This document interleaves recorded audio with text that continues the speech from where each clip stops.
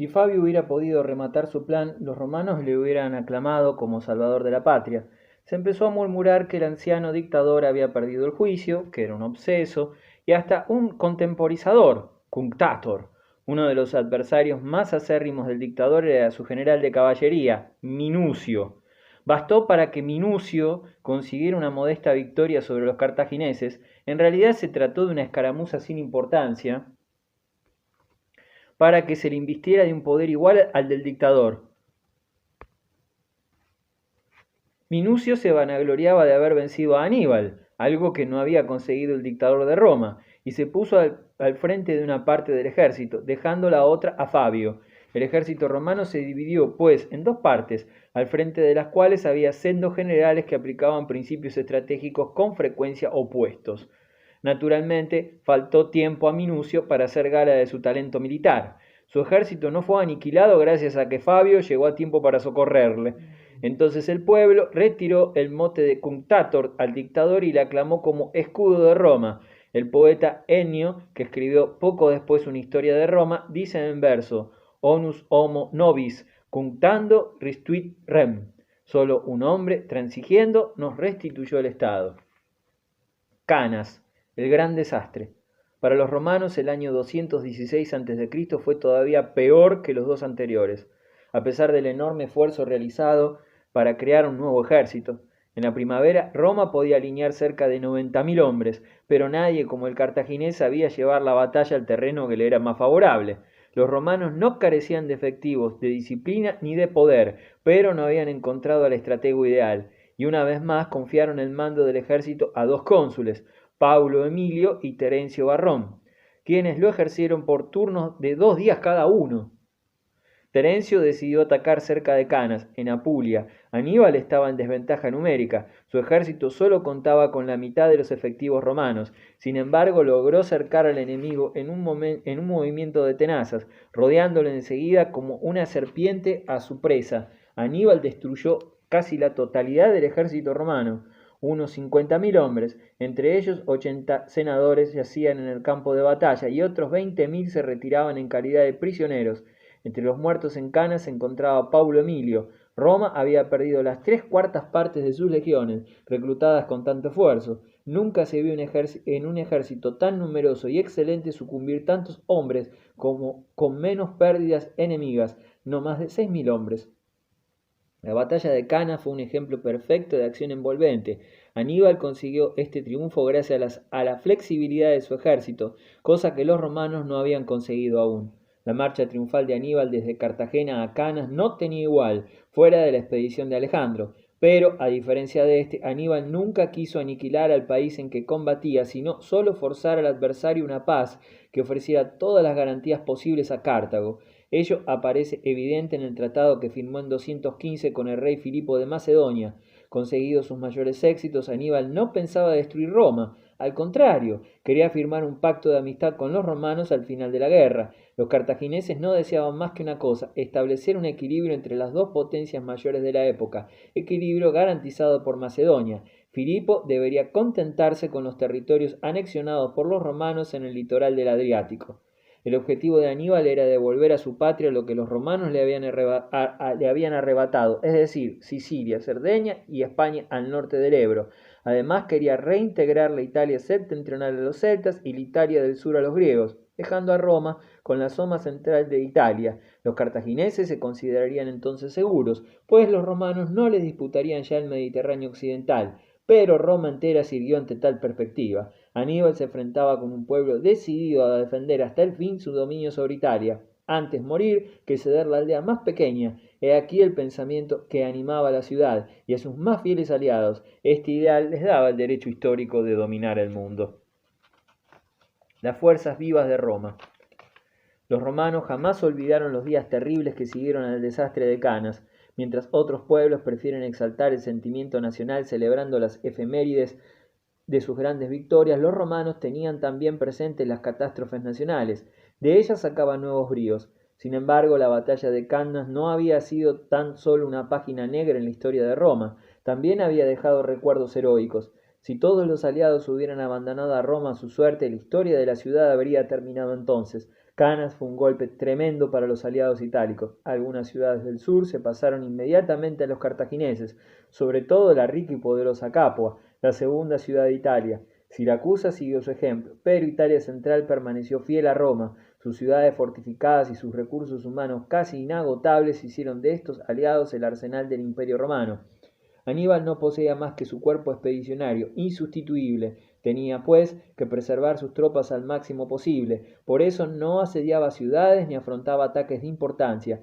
La mayor parte de los refuerzos que salían de Cartago iban a España, ya que tras la batalla del Tesino, Publio Escipión había desembarcado allí con importantes escuadrones. Él y su hermano Cneo alcanzaban éxitos de tal envergadura que Cartago temía perder la totalidad de este rico país. Los ejércitos romanos amenazaban llegar victoriosos hasta las columnas de Hércules, Gibraltar. Aníbal no podía, pues, contar con los refuerzos que su cuñado pudiera mandarle desde España. Aníbal esperaba ayuda del rey de Macedonia, pero esta esperanza también se desvaneció. Las victorias cartaginesas movieron a Filipo a firmar un tratado ofensivo y defensivo con Aníbal, pero le fue imposible cumplir con sus obligaciones. Los romanos invadieron la península balcánica y sublevaron contra él a los griegos y al rey Átalo de Pérgamo, quien comprendió que en última instancia su puesto estaba junto a los romanos. Durante 10 años los estados de la península balcánica dedicaron todas sus fuerzas a la guerra y se destrozaron con inhumana crueldad. Cuando la paz pusiera fin a la matanza de la prosperidad de Grecia, solo quedaría el recuerdo. Aníbal proyectaba unir contra Roma las fuerzas del este y del oeste, pero tan ambicioso plan no pudo verificarse. A pesar de las previsiones de Aníbal, la mayoría de las ciudades griegas de Italia meridional permanecieron fieles a Roma. El odio al fenicio y al cartaginés se había transmitido allí de generación en generación. Además, estaban realmente unidos al conquistador romano, porque los trataban con miramiento y no perdían ocasión de manifestar su simpatía hacia la cultura helénica. Ante esta situación, Aníbal juzgó prudente aprovechar su supremacía militar para tantear una paz provisional que le permitiera, mientras tanto, reforzar sus posiciones. Envió pues un embajador a Roma para proponer la paz y un intercambio de prisioneros, pero los romanos rechazaron al plenipotenciario con una lluvia de afrentas. Roma mantenía inflexible aquella norma de Apio Claudio, ninguna proposición de paz con un enemigo que hollara las tierras de Italia. Se formó un nuevo ejército, reclutando a todo hombre capaz de empuñar las armas. Los adolescentes y hasta los presos de derecho común fueron admitidos, además de 8.000 esclavos robustos prestados por los particulares. El mando los arengó prometiéndoles la libertad si demostraban valor en la lucha. La batalla de Cana señaló así un cambio en el curso de las hostilidades, pero sus consecuencias no fueron las que podían esperarse tras semejante catástrofe. La victoria de Aníbal no le garantizó ningún reposo, ni siquiera provisional. Siempre se encontraba ante una sólida y fuerte alianza. Cada vez más necesitado de economizar hombres, el tiempo de sus grandes victorias había pasado, y se había obligado a una guerra defensiva si quería conservar lo ganado. Ahora era más difícil que antes vencer a los romanos. Escarmentados con la lección de 3 aplastantes derrotas, Roma confió su ejército a un general experimentado, reelecto cada año. El alma de la nueva estrategia romana, o mejor, de la antigua estrategia de Fabio Máximo, puesta otra vez de moda, era Marcelo, un general competentísimo apoyado por el Senado romano. En tiempos tan difíciles el Senado mostró una prudencia y una firmeza extraordinarias.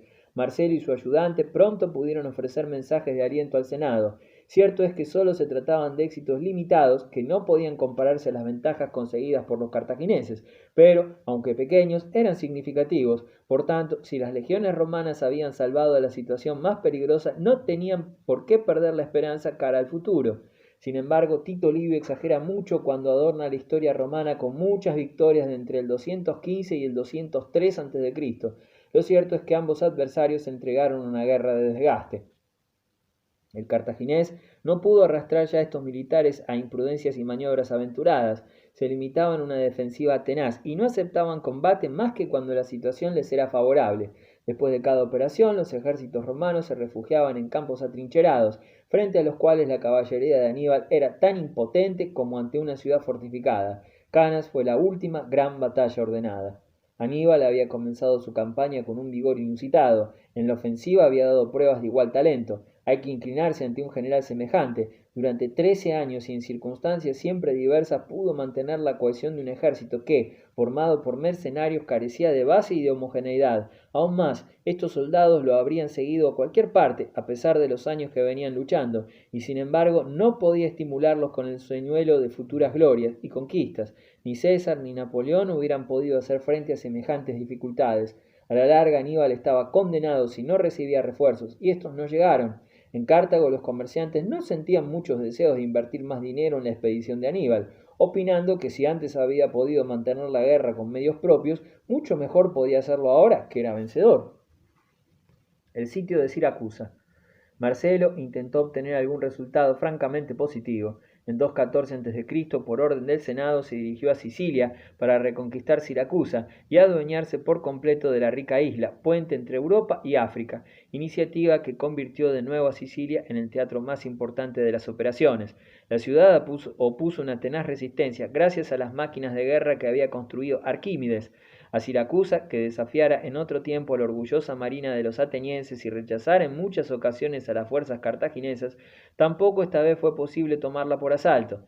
Después de un sitio de 8 meses, Marcelo tuvo que limitarse a bloquearla. Según la tradición, Arquímedes incendiaba desde tierra firme los navíos romanos surtos enfrente, reflejando los rayos solares en grandes espejos cóncavos.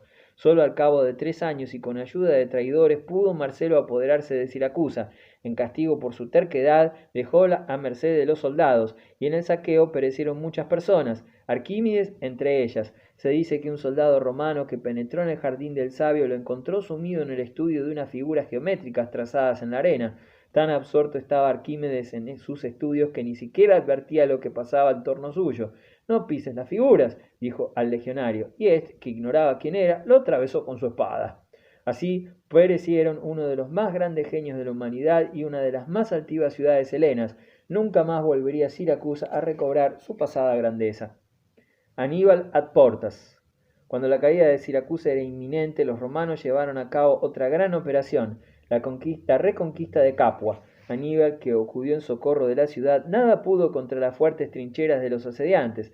Entonces ideó un medio para que los romanos las abandonaran. Un día dejó de combatir ante Capua y se dirigió contra Roma. Creyó que, sin duda, las tropas romanas le seguirían, pues era de esperar que preferirían salvar su capital. Roma quedó sobrecogida cuando supo la llegada del cartaginés.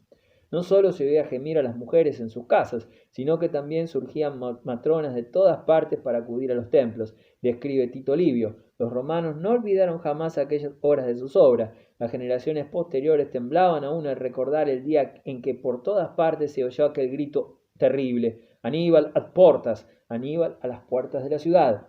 En realidad el peligro no era tan grande como creían los romanos. Aníbal no tenía la menor intención de atacar a Roma, demasiado bien protegida por sus murallas. Su único objetivo era traer a las tropas de Capua fuera de sus posiciones, pero su astucia no le valió.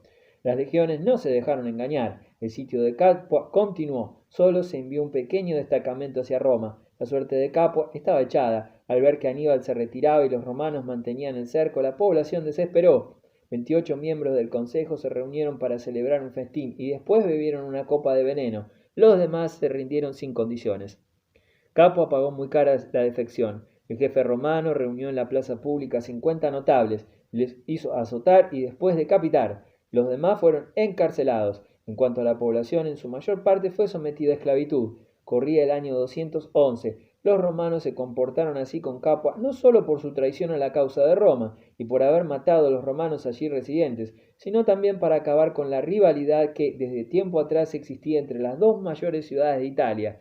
Con la reconquista de Siracusa y Capua, los romanos arrebataban a Aníbal todo lo ganado en la batalla de Canas. La caída de Capua cambió el curso de la guerra, aunque más tarde, en ciertos momentos, pareciese que los romanos la habían perdido. La suerte trágica de Capua no solo significaba para Aníbal la pérdida de la campaña, sino, lo que fue más grave, la de su prestigio ante sus aliados itálicos. Uno tras otro reintegráronse a la protección romana. Al fin Aníbal dominó solo la extremidad sudeste de la península, digamos, la punta de la bota.